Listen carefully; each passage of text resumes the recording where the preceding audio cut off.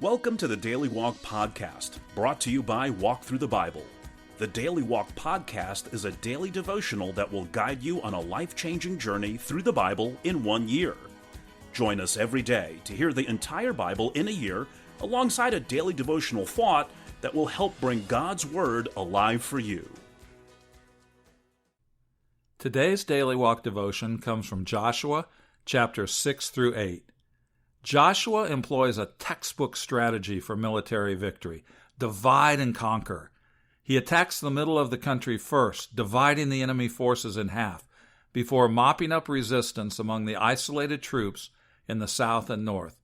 His stunning victory at Jericho shows us the importance of following God's directions down to the smallest detail, no matter how trivial they may seem. The lesson is painfully reinforced at Ai, where disobedience leads to defeat and death. But after disciplining his overconfident people, God patiently encourages them and leads them to victory in the rematch with Ai. Let's listen to today's reading from Joshua chapters 6 through 8.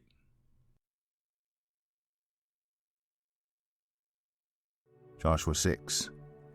Now the gates of Jericho were securely barred because of the Israelites. No one went out, and no one came in. Then the Lord said to Joshua, "See, I have delivered Jericho into your hands, along with its king and its fighting men. March around the city once with all the armed men. Do this for 6 days. Have 7 priests carrying trumpets of ram's horns in front of the ark. On the 7th day, march around the city 7 times with the priests blowing the trumpets. When you hear them sound a long blast on the trumpets, have the whole army give a loud shout. Then the wall of the city will collapse, and the army will go up, every one straight in." So Joshua son of Nun called the priests and said to them, "Take up the ark of the covenant of the Lord and have 7 priests carrying trumpets in front of it." And he ordered the army, "Advance, march around the city, with an armed guard going ahead of the ark of the Lord." When Joshua had spoken to the people, the 7 priests carrying the 7 trumpets before the Lord went forward, blowing their trumpets, and the ark of the Lord's covenant followed them. The armed guard marched ahead of the priests, who blew the trumpets, and the rear guard followed the ark. All this time the trumpets were sounding. But Joshua had commanded the army, "Do not give a war cry, do not raise your voices, do not say a word until the day I tell you to shout. Then shout." So he had the ark of the Lord carried around the city, circling it once. Then the army returned to camp and spent the night there. Joshua got up early the next morning, and the priests took up the ark of the Lord. The 7 priests carrying the 7 trumpets went forward, marching before the ark of the Lord and blowing the trumpets. The armed men went ahead of them, and the rear guard followed the ark of the Lord, while the trumpets kept sounding. So on the 2nd day they marched around the city once and returned to the camp. They did this for 6 days. On the 7th day they got up at daybreak and marched around the city 7 times in the same manner, except that on that day they circled the city 7 times.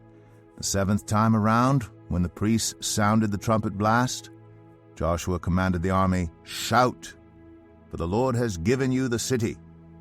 The city and all that is in it are to be devoted to the Lord. Only Rahab the prostitute and all who are with her in her house shall be spared, because she hid the spies we sent. But keep away from the devoted things, so that you will not bring about your own destruction by taking any of them.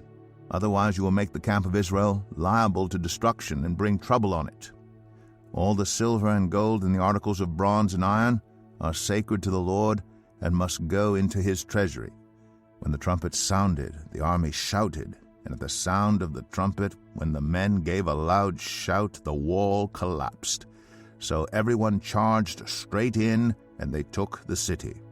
They devoted the city to the Lord and destroyed with the sword every living thing in it, men and women, young and old, cattle, sheep, and donkeys. Joshua said to the 2 men who had spied out the land, "Go into the prostitute's house and bring her out and all who belong to her, in accordance with your oath to her." So the young men who had done the spying went in and brought out Rahab, her father and mother, her brothers and sisters, and all who belonged to her.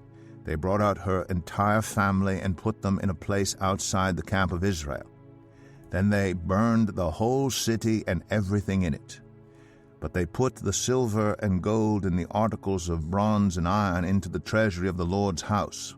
But Joshua spared Rahab the prostitute with her family and all who belonged to her, because she hid the men Joshua had sent as spies to Jericho, and she lives among the Israelites to this day. At that time Joshua pronounced this solemn oath: "Cursed before the Lord is the one who undertakes to rebuild this city, Jericho. At the cost of his firstborn son, he will lay its foundations. At the cost of his youngest, he will set up its gates." So the Lord was with Joshua, and his fame spread throughout the land. Joshua 7. But the Israelites were unfaithful in regard to the devoted things. Achan, son of Carmi, the son of Zimri, the son of Zerah, of the tribe of Judah, took some of them. So the Lord's anger burned against Israel. Now Joshua sent men from Jericho to Ai, which is near Bethaven, to the east of Bethel, and told them, "Go up and spy out the region." So the men went up and spied out Ai. When they returned to Joshua, they said, "Not all the army will have to go up against Ai. Send 2,000 or 3,000 men to take it, and do not weary the whole army, for only a few people live there." So about 3,000 went up. But they were routed by the men of Ai, who killed about 36 of them. They chased the Israelites from the city gate as far as the stone quarries, and struck them down on the slopes. At this the hearts of the people melted in fear and became like water. Then Joshua tore his clothes and fell face down to the ground before the ark of the Lord, remaining there till evening. The elders of Israel did the same, and sprinkled dust on their heads. And Joshua said, "Alas, sovereign Lord, why did you ever bring this people across the Jordan to deliver us into the hands of the Amorites to destroy us? If only we had been content to stay on the other side of the Jordan. Pardon your servant, Lord. What can I say now that Israel has been routed by its enemies? The Canaanites and the other people of the country will hear about this, and they will surround us and wipe out our name from the earth. What then will you do for your own great name?" The Lord said to Joshua, "Stand up. What are you doing down on your face? Israel has sinned. They have violated my covenant, which I commanded them to keep. They have taken some of the devoted things. They have stolen. They have lied. They have put them with their own possessions. That is why the Israelites cannot stand against their enemies. They turn their backs and run because they have been made liable to destruction. I will not be with you any more unless you destroy whatever among you is devoted to destruction. Go, consecrate the people. Tell them, consecrate yourselves in preparation for tomorrow. For this is what the Lord, the God of Israel, says. There are devoted things among you, Israel. You cannot stand against your enemies until you remove them. In the morning, present yourselves tribe by tribe. The tribe the Lord chooses shall come forward clan by clan. The clan the Lord chooses shall come forward family by family. And the family the Lord chooses shall come forward man by man.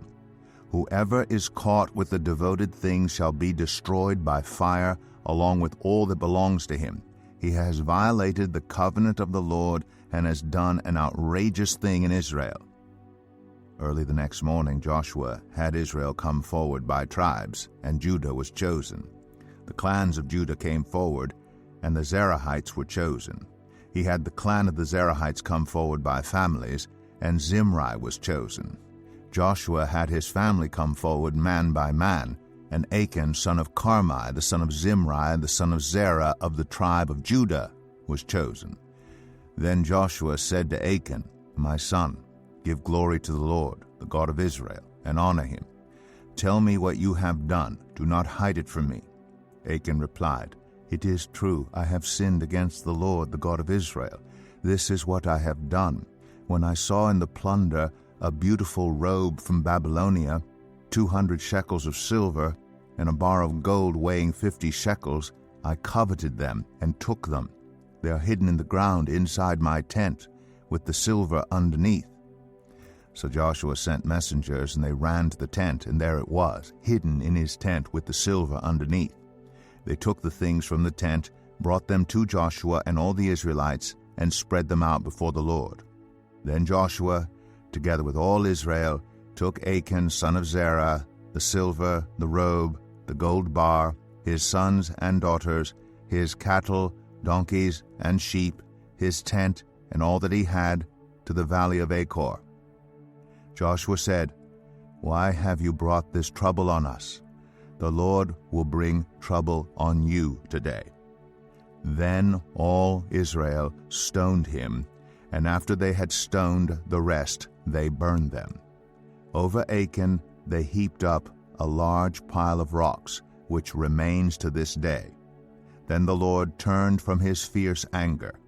Therefore that place has been called the Valley of Achor ever since. Joshua 8. Then the Lord said to Joshua, "Do not be afraid, do not be discouraged.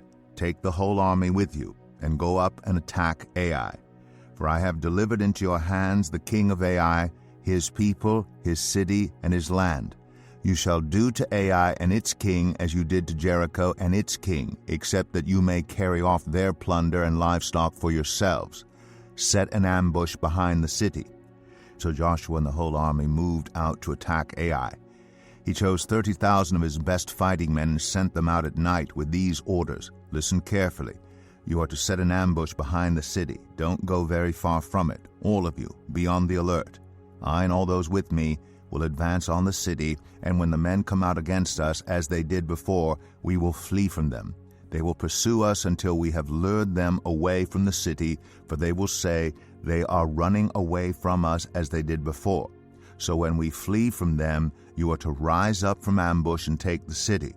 The Lord your God will give it into your hand. When you have taken the city, set it on fire. Do what the Lord has commanded. See to it. You have my orders. Then Joshua sent them off, and they went to the place of ambush, and lay in wait between Bethel and Ai, to the west of Ai. But Joshua spent that night with the people. Early the next morning, Joshua mustered his army, and he and the leaders of Israel marched before them to Ai. The entire force that was with him marched up and approached the city and arrived in front of it.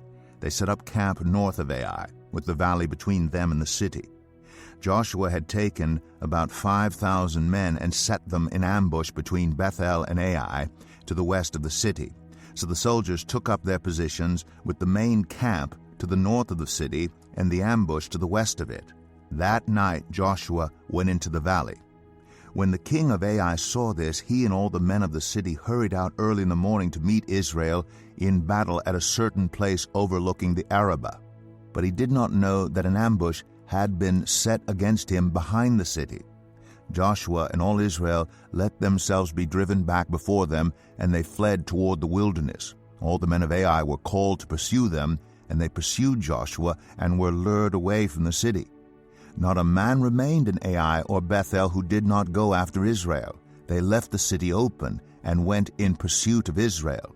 Then the Lord said to Joshua, "Hold out toward Ai the javelin that is in your hand, for into your hand I will deliver the city."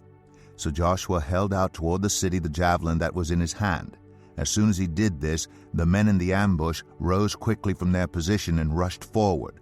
They entered the city and captured it, and quickly set it on fire. The men of Ai looked back and saw the smoke of the city rising up into the sky, but they had no chance to escape in any direction. The Israelites who had been fleeing toward the wilderness had turned back against their pursuers. For when Joshua and all Israel saw that the ambush had taken the city, and that smoke was going up from it, they turned around and attacked the men of Ai. Those in the ambush also came out of the city against them, so that they were caught in the middle, with Israelites on both sides. Israel cut them down, leaving them neither survivors nor fugitives. But they took the king of Ai alive and brought him to Joshua. When Israel had finished killing all the men of Ai in the fields and in the wilderness where they had chased them, and when every one of them had been put to the sword, all the Israelites returned to Ai and killed those who were in it, 12,000 men and women fell that day, all the people of Ai. For Joshua did not draw back the hand that held out his javelin until he had destroyed all who lived in Ai. But Israel did carry off for themselves the livestock and plunder of this city, as the Lord had instructed Joshua. So Joshua burned Ai and made it a permanent heap of ruins, a desolate place to this day. He impaled the body of the king of Ai on a pole and left it there until evening. At sunset, Joshua ordered them to take the body from the pole and throw it down at the entrance of the city gate. And they raised a large pile of rocks over it, which remains to this day. Then Joshua built on Mount Ebal an altar to the Lord, the God of Israel, as Moses, the servant of the Lord, had commanded the Israelites. He built it according to what is written in the book of the law of Moses, an altar of uncut stones, on which no iron tool had been used. On it they offered to the Lord burnt offerings and sacrificed fellowship offerings. There, in the presence of the Israelites, Joshua wrote on stones a copy of the law of Moses. All the Israelites, with their elders, officials, and judges, were standing on both sides of the ark of the covenant of the Lord, facing the Levitical priests who carried it. Both the foreigners living among them and the native-born were there. Half of the people stood in front of Mount Gerizim, and half of them in front of Mount Ebal, as Moses, the servant of the Lord, had formerly commanded when he gave instructions to bless the people of Israel. Afterward, Joshua read all the words of the law, the blessings and the curses, just as it is written in the book of the law. There was not a word of all that Moses had commanded that Joshua did not read to the whole assembly of Israel, including the women and children and the foreigners who lived among them. And now here's your Daily Walk devotional thought for today. The true test of an obedient child comes not when the parent's orders make good sense. Don't touch the stove or you'll burn yourself. But when there seems to be no good reason for the command, be home by 11 or eat your broccoli. A parent's wishes may be changeable or based on a whim, but God's will is never that way. God's command to Israel at Jericho to destroy what was not consecrated to him contradicted good human judgment. It seemed wasteful to the people and unnecessarily cruel. Joshua did the sensible and prudent thing, even though it was disobedient, by sending only a small army against Ai, and the result was a rout for Israel and the needless death of 36 soldiers. Pick a command from God's Word that you've been tempted to label impractical, unnecessary, or irrelevant. Write it down along with these words: Where I understand the will of God, I will do it. Where I do not understand the will of God, I will trust Him and do it anyway.